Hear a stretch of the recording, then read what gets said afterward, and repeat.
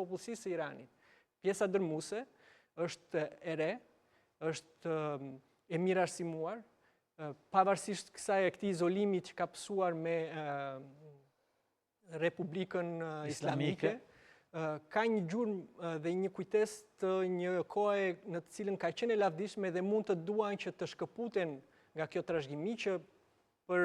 absurd një shteti që është shumë i pasur me burime natyrore e ka katandisur në një monarki teokratike ku të mirat materialet e atij popullit nuk shkonin për mirëqenie, shkonin sigurisht për të mbajtur regjimin që është i stresëzuar dhe prandaj është shumë i fortë për i vështirë për të goditur, por gjithë atë ekonomi e përdorte për të financuar proksit e vet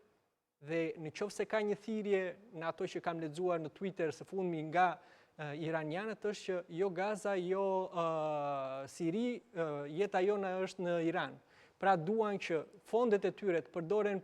jo për ambicjet e pushtetit ajatollave, për të destabilizuar rajonin, për të vazhduar një luftë mesianike që ata kanë në kokë për të realizuar ambicjet e tyre të pushtetit, por të përqendrohet te mirëqenia. Dhe mirëqenia ka munguar këto kohët e fundit sepse në qoftë se kemi parë, arsyeja